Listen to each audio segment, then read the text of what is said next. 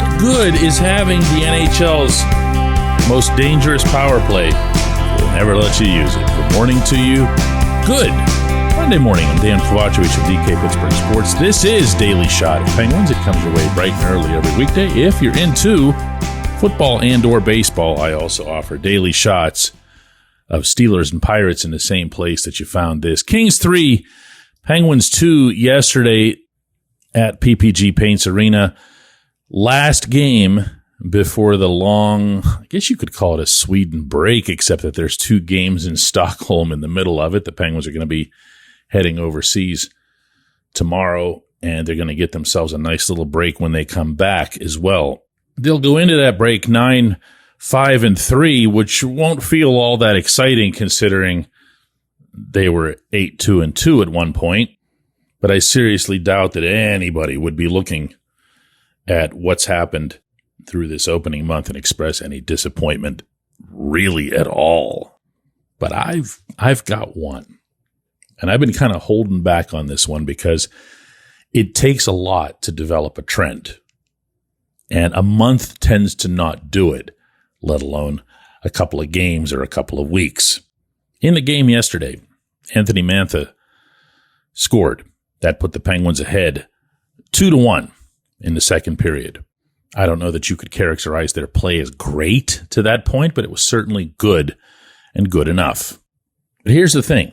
That power play goal by Mantha would be on one of only 2 power play opportunities in the game. Now, if that seems like it's a thing for you, like when I say that, it makes something go click or get triggered or whatever, where you go, yeah, it doesn't seem like the team's getting all that many power plays considering what their record is, how they have fared, both home and road. And of late, you can even throw into that possession metrics, shots, shot attempts, everything. The Penguins have been a lot stronger at this. Their victories have come across as feeling a lot less like they just converted a bunch of their shots and the other guys couldn't convert theirs. So what do I have for you? The Penguins are number 1 in the league in power play percentage, 35.0. Second, the Oilers at 33.3. After that, the Stars at 32.7. The Wild at 31.0.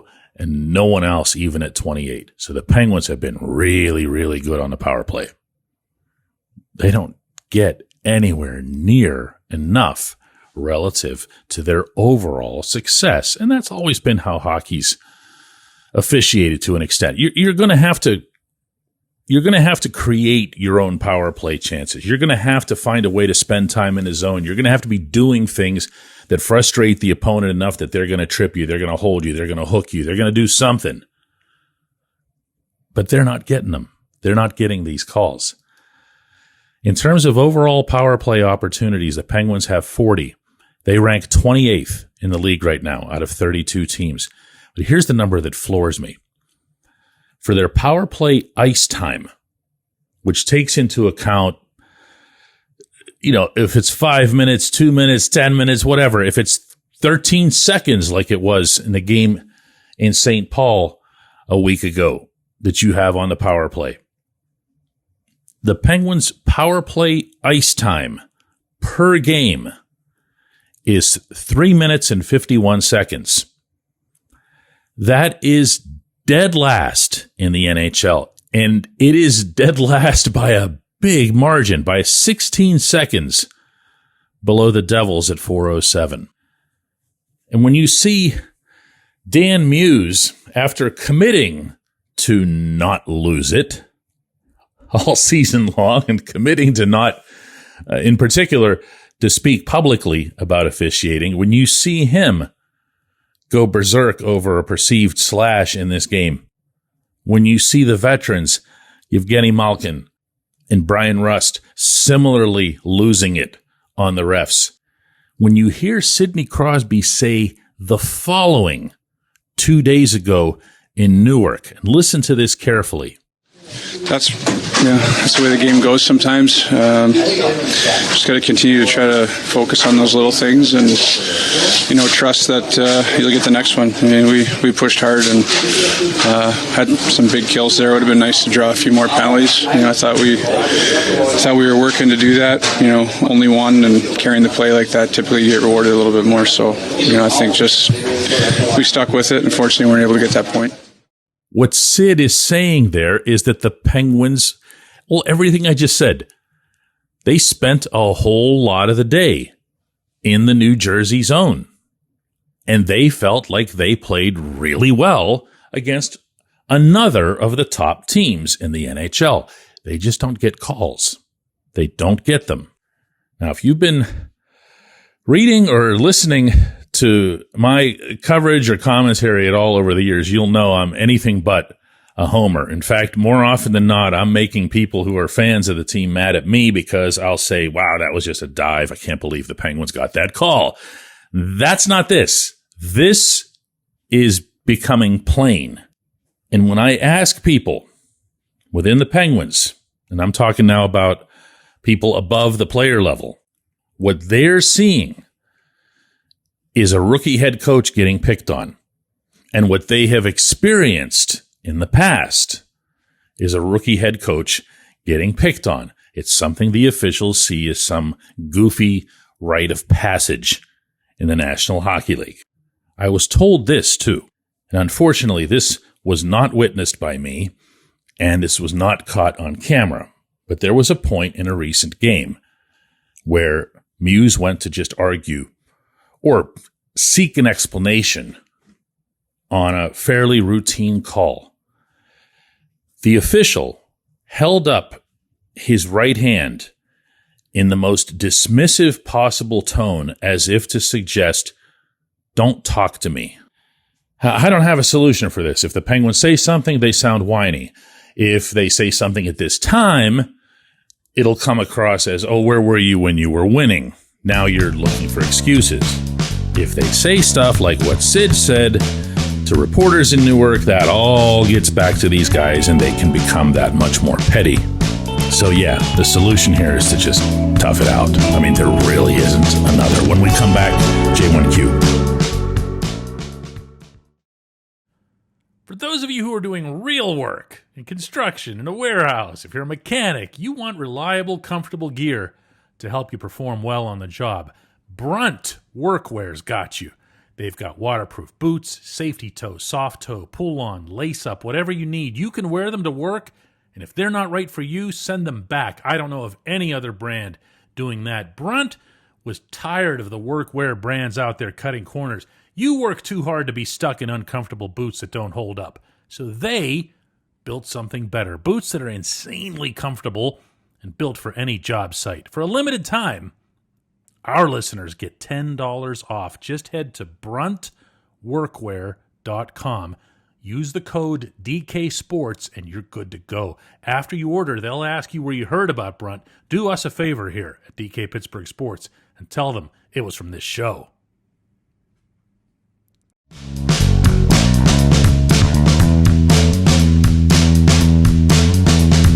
Today's J1Q comes from Matthew, and it's not a question at all.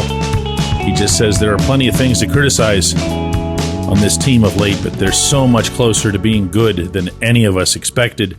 They're going to blow some games. They're going to steal some games. Temper those expectations and enjoy the show. I can't word it any better than that, Matthew. I really feel like everything that was experienced through October was the bonus round, so to speak. Meaning nobody anywhere thought this was coming, myself included. I thought they'd be competitive. I didn't understand all the dramatic, dead last, tanking, and everything else nonsense that was out there. But I sure didn't tell anybody that they were going to be leading the NHL in the standings for a good bit there. Now, that said, and to graft on to what Matthew just put forth there, even in the games that they've lost, and this very much includes the one yesterday, you're seeing a lot of positive trending. You're seeing a lot of things that you want this team to be able to do over the longer term. You're not always going to get the results. And this has been part of my season-long dialogue with Sidney Crosby in particular, going all the way back to Madison Square Garden. How did it look? How did it feel out there? And he'll be honest about it. He'll say we could have done a lot better. He'll say that was pretty good, or we deserved better. Always puts it in a very Sid way. But that has continued. 1-3-1 in November so far. And I can safely say that that has continued. Now, I also can safely say, and I don't care if this sounds like excuses because I'm not the hockey team. I can say what I want on this stuff. They're missing a lot of guys. They're missing some important guys. Ricard Raquel is obviously the biggest, but Justin Brazeau popped 6 goals and then was just gone, and all the lines got thrown off. I don't think I need to remind anybody how well Tristan Jarry was playing. And another factor, and I'm certainly not going to go over it all again since it was just the opening segment, but they're just not getting anywhere near enough power plays. All of that sort of thing, plus the return of injured players, plus bringing up more players from the minors once they're ready and have earned it, plus a greater confidence, a collective confidence that can emerge. All of that is still in front. All of that is still in Sweden. And then when they get back, and then December, and long season still ahead. A lot that can happen, both good and bad. This was just the beginning, and it was a very, very good beginning. 9-5-3, heading over to Sweden to play a couple of games against a pretty blah Nashville team, take care of some business over there, and come back ready to fire off for Thanksgiving. I appreciate everyone who listens to Daily Shot of Penguins. We'll have another one of these tomorrow.